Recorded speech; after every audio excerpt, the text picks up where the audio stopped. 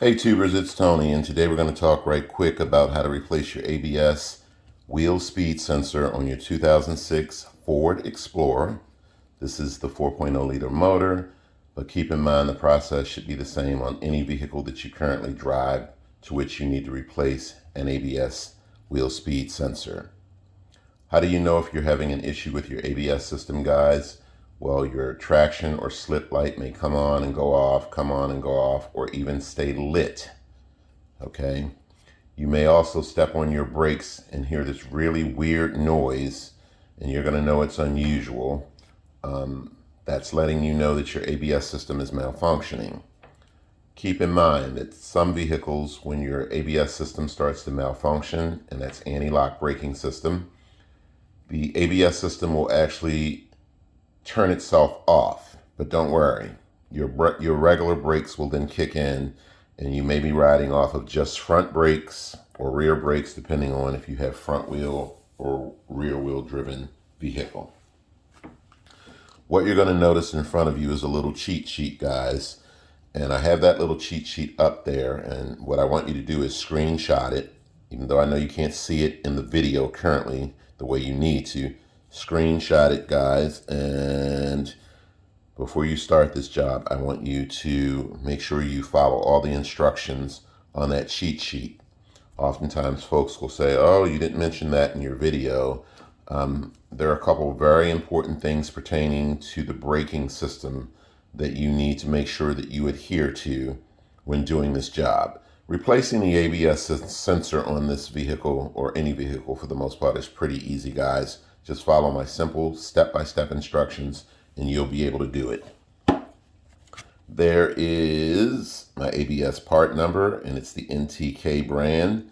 I got it from rockauto.com, and it cost me about $21, but I'll let you decide as to where you're going to get your ABS sensor from. One of the first things you want to do if you suspect that you're having a problem with your ABS system, well, you want to go to each wheel and start at wherever the electrical connector is up towards the engine somewhere, and you want to trace that connector all the way back down to the wheel source. And what you're looking for is busted or broken wires. If you should find such a fault, then of course replace the sensor accordingly.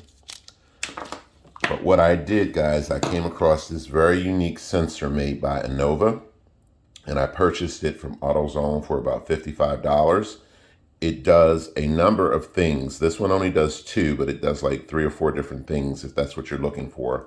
This particular code reader, the 3040, it reads check engine codes, gives you a description. It reads ABS codes, and the remarkable thing is it will tell you exactly which wheel you're having the problem with. So it's awesome. It also reads airbag light codes, and it turns all 3 of them off.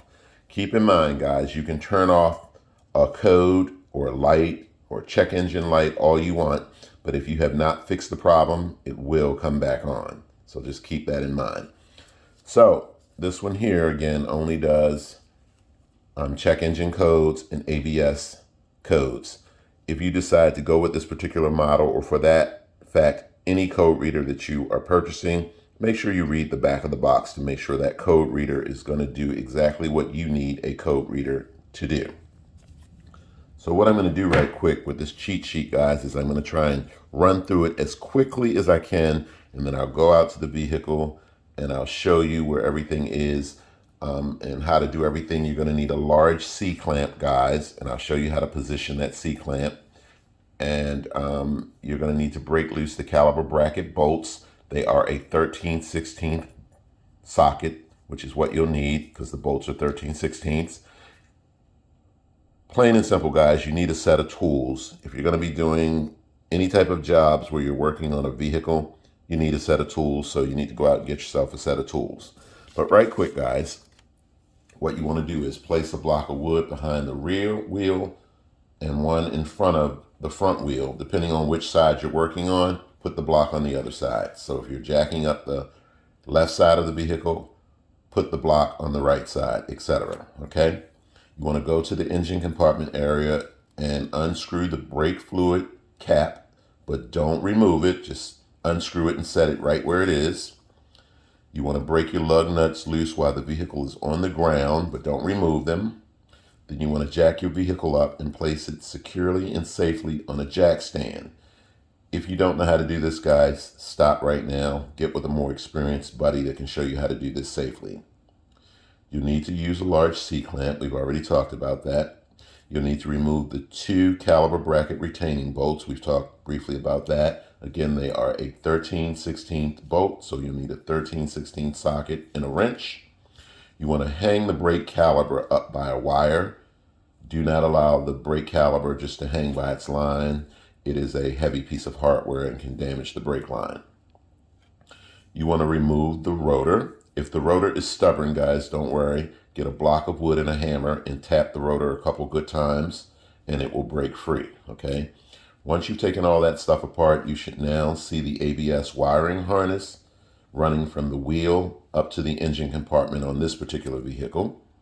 And you just basically want to follow that wire up. Keep in mind, everything you take apart today goes back together in the reverse order that you used to take it apart, okay? Very important. So my special notes section in my cheat sheet, I'm going to read that right now. When you're done with everything, you must go to the vehicle, sit in the driver's seat, and pump the brake pedal about a good 10 times. When you first get in the vehicle, you're going to notice that the brake pedal is soft. When you compress the brake piston inward, you are releasing the brake pressure off of your brakes. Okay, very important. So when you're done, you're going to pump those brakes back up until the brake pedal is hard. What you're doing by pumping up the brake pedal is you're applying pressure back to the brake system. But before you do that, you want to make sure you put the brake fluid cap back on and make sure it's nice and tight. Okay, so once you pump the system up, then what I do is those blocks of wood that you put at the front of the vehicle and at the rear of the vehicle, I move them a couple of inches away from the wheel.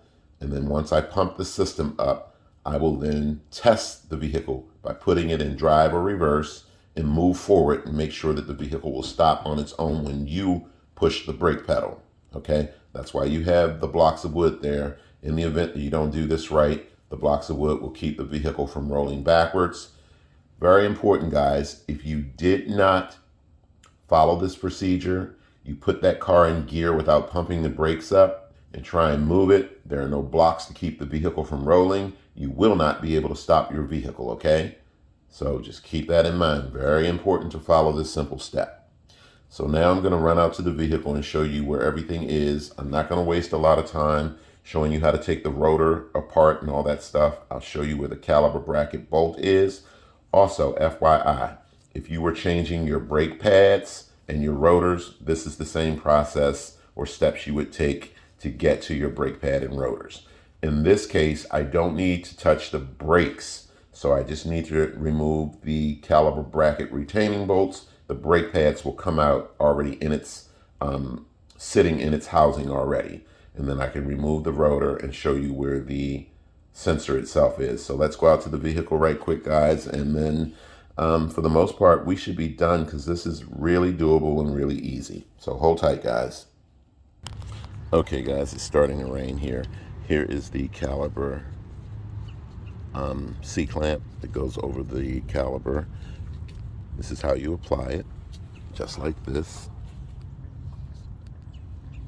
And what you want to do is you want to turn this inward until you can't turn it anymore, and then you can remove the C-clamp. If you're just changing the brake pads, there is your bolt for the caliper.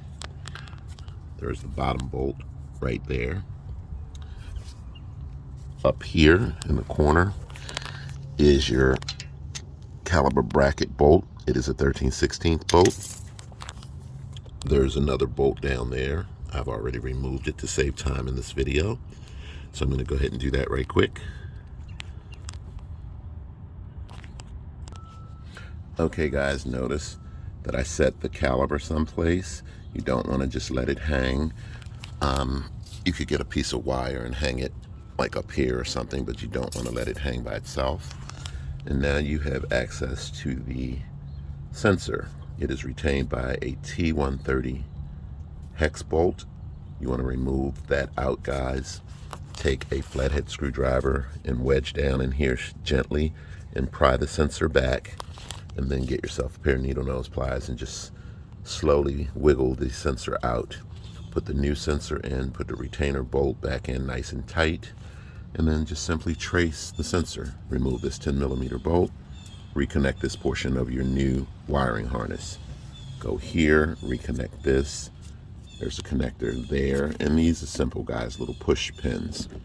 Go up here, you're gonna find a little tab that sits on 2 bolts. Just pull it up, put the new one in its place, and trace the wire up into the engine compartment. So I'm gonna go up into the engine compartment and show you what that looks like. There's your wiring harness, guys. Just follow it, and you'll notice there is the connector for the speed sensor. Push that little tab down right here, guys. Pull the old connector out, push the new one in, make sure it's in nice and tight, and for the most part you're done. You just simply need to reset your ABS light, put your brake fluid cap back on nice and tight, guys, and then you can go ahead and put everything back together in the reverse order that you used to take it apart. Just remember to pump your brakes up in the end. So I'll be back with you in one moment. Okay, guys, I am back, and I apologize that the video was lengthy, but again, this is a real easy, doable job, guys. Again, just remember to screenshot that cheat sheet and follow all the instructions on it as it pertains to pumping your brakes back up and restoring brake pressure to your brake system. That's the special notes section. Remember, again, I talked about where you can get your ABS speed sensor, and these are the front ABS sensors. Again, $21, I think it is. I wrote it on there somewhere because I can never remember.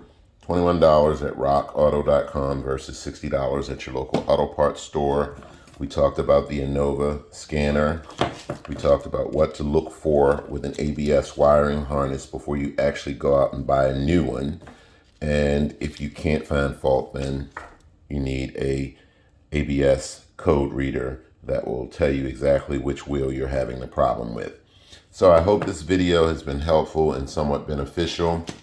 Again, I say one last time, everything you took apart, you want to put back together in the reverse order. And again, finally, if you don't know what you're doing, snap photographs of everything. You can always reflect back to your photograph to see what you missed or what you did wrong, okay?